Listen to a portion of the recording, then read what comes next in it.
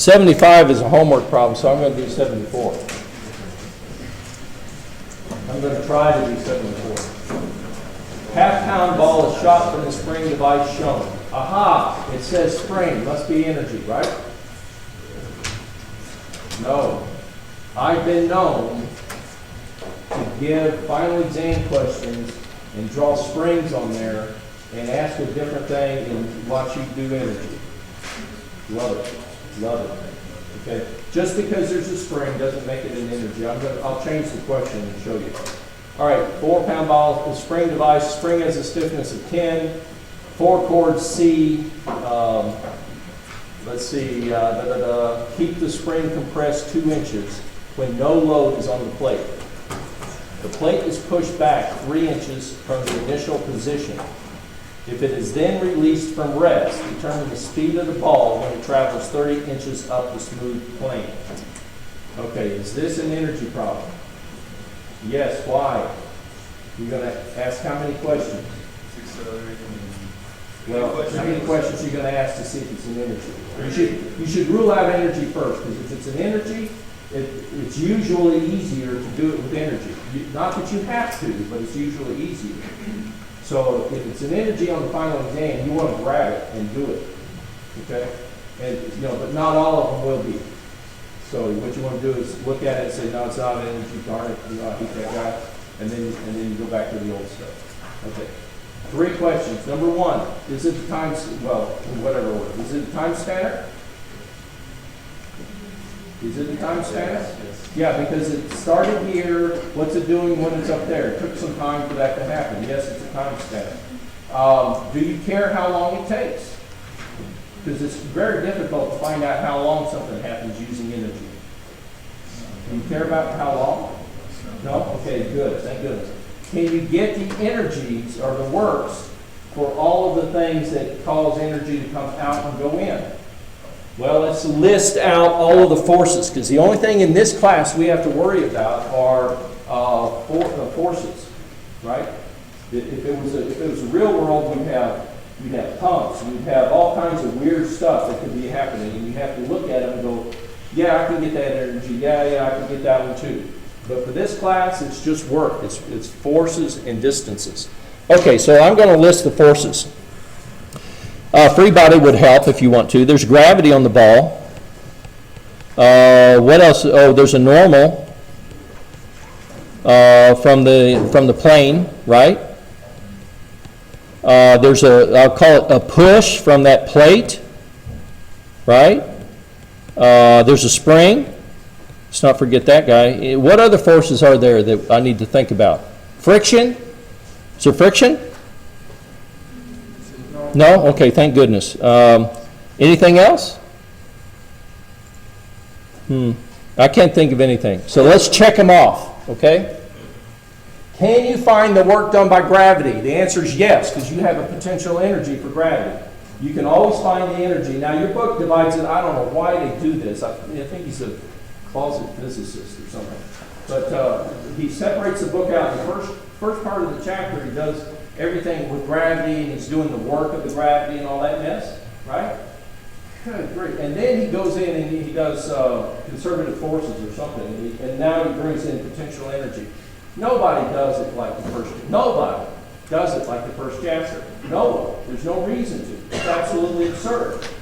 I don't know why they do it, but they do, right?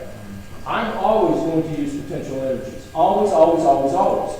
That's what I recommend you do, okay? So if I have a potential energy for the force, I don't have to worry about the work, because the potential energy takes care of it, okay?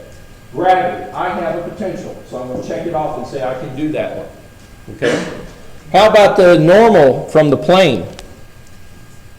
Do you have a potential energy for a normal force? Is it in the book anywhere? No. Can you find the work of it then? Yeah, you can. Yeah, you can. Now, okay, here's the incline. That's the motion, right? The motion is this way. Which way is the normal force?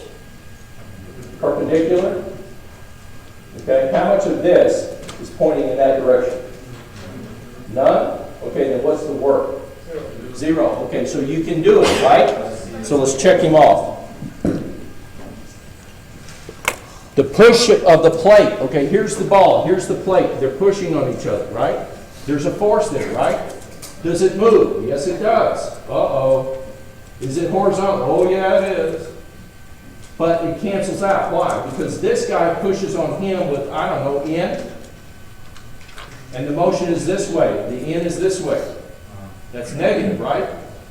And this guy pushes on this guy with N that way, and they're going to cancel out.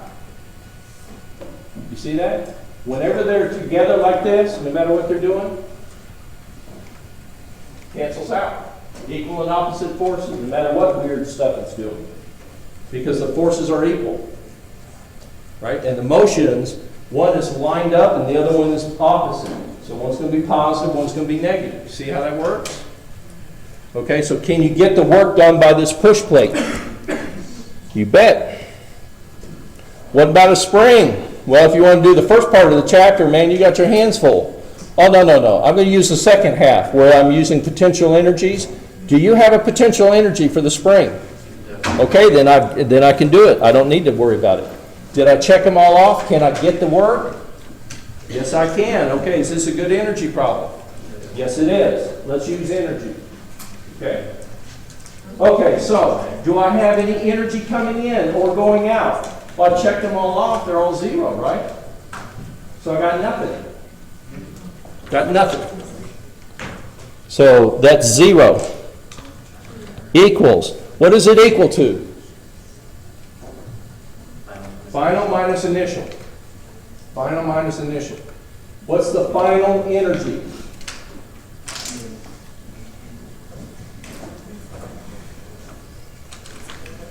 Okay, the ball is shot, blah, blah, blah. Released from rest. Determine the speed of the ball when it travels 30 inches up. Okay, tell me about the energies that are there.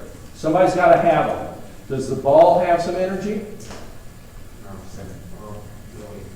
He's got a speed, right? It might be zero. The answer might be zero, right? Might not be. Does he have energy if he has the speed? It's not potential. Kinetic. Yeah, if he's moving, that mass has got kinetic energy, right? So at the end, I'll put a parenthesis. This is the end, okay? I've got 1/2 mass of the ball times the speed of the ball squared. There you go. Anybody else got some energy? Does the ball have other kinds of energy?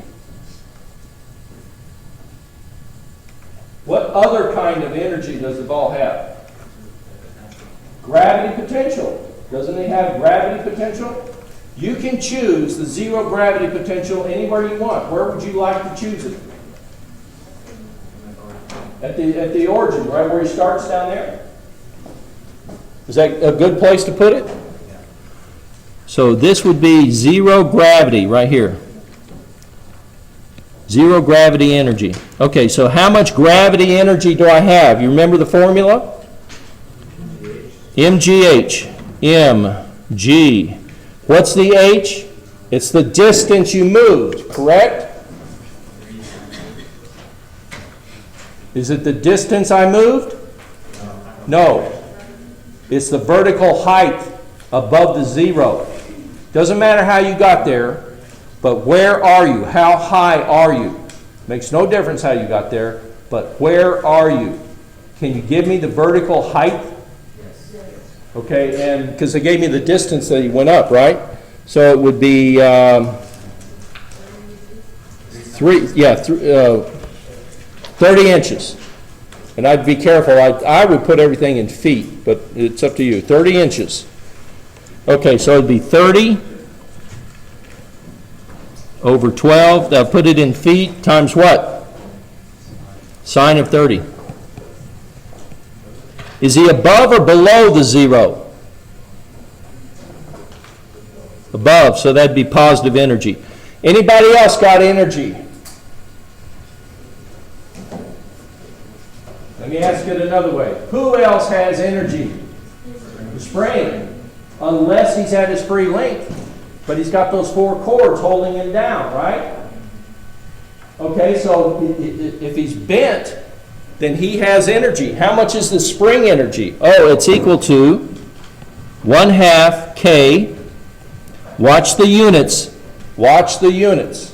1/2 K times what? The technical word is squish.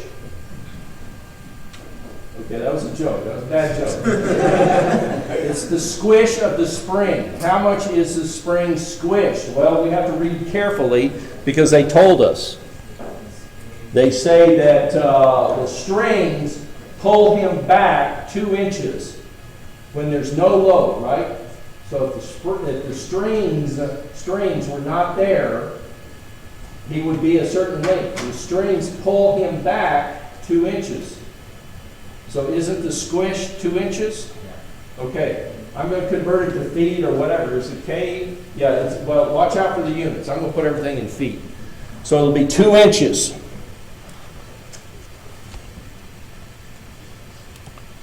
2 feet, right? Squared. That's the final energy. Anybody else got energy? No? Okay, so that's the final energy minus the initial energy. Initially, does the ball have any energy? What about kinetic? 0, because he starts off at rest, right? No kinetic at the beginning. How about gravity? Does he have any gravity energy? No? How about spring? Okay. How much is the spring squished? 2? Is it 2? Is it 3? 5? Is it 5? When the strings are all the way out there, how much have you got? 2. Okay, and then what did it say I did? I pushed him back some. How far back did I go? I did 3, right? So how much is he squished? 5. He squished 5. He started out this long. I pulled him back 2 and put the strings on him. Then I pulled him back 3 and let him go. So he's squished 5. Right? So I should put in a -5, right? Shouldn't put a +5, right? Doesn't matter. You're going to square it. Doesn't matter. What matters is how much is he squished? 5/12. Make sure you watch the units. Watch the units. Watch the units. Okay. Anybody else got energy at the beginning? No? He's got to be somewhere, right? So spring, no, that's it. I got it all. How many unknowns?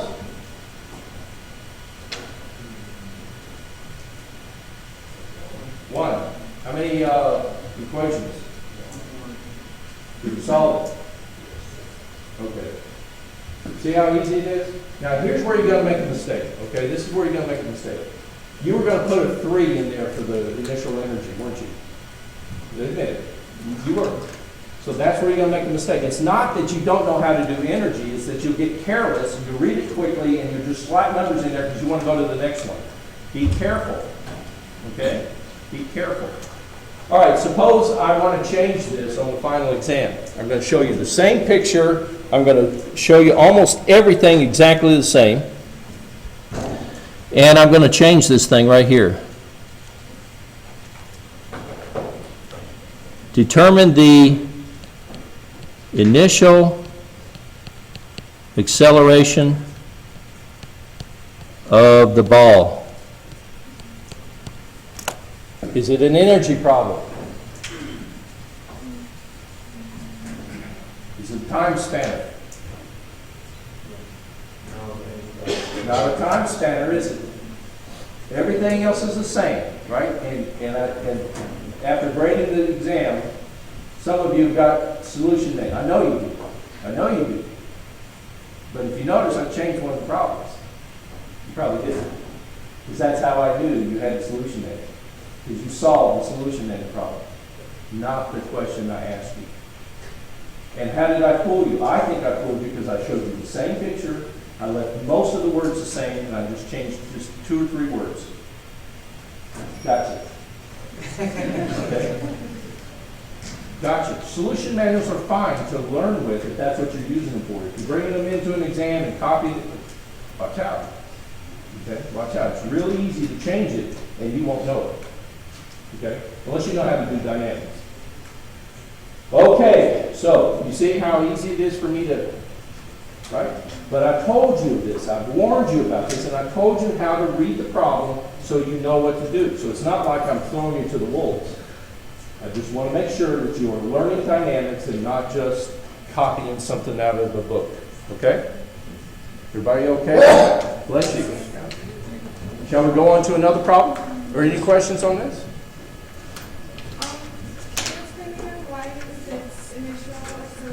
Like if you change it to initial acceleration, why is it like... Okay, why is this not a time spanner?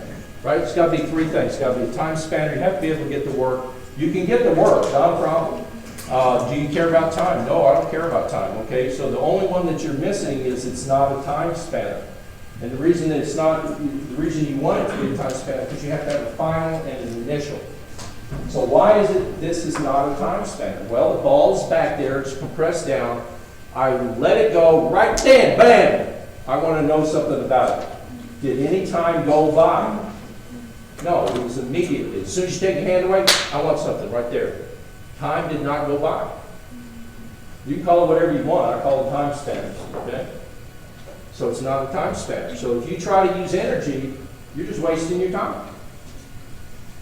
Right? You're wasting your time. You'll never get anywhere. Never.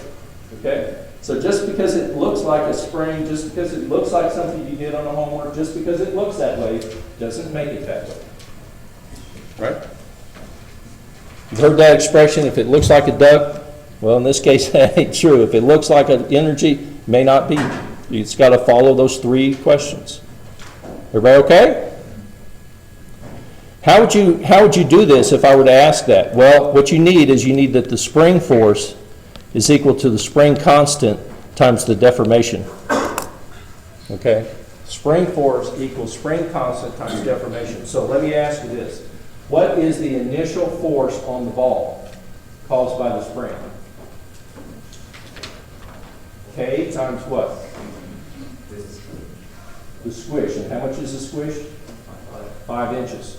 Okay? So the force from the spring initially is K times 5. And watch the units. Right?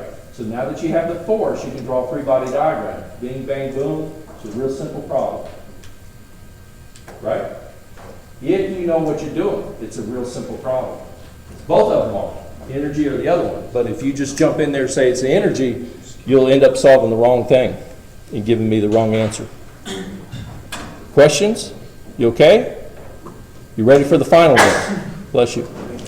Okay, pull out a sheet of paper. I'll give it to you right now. No.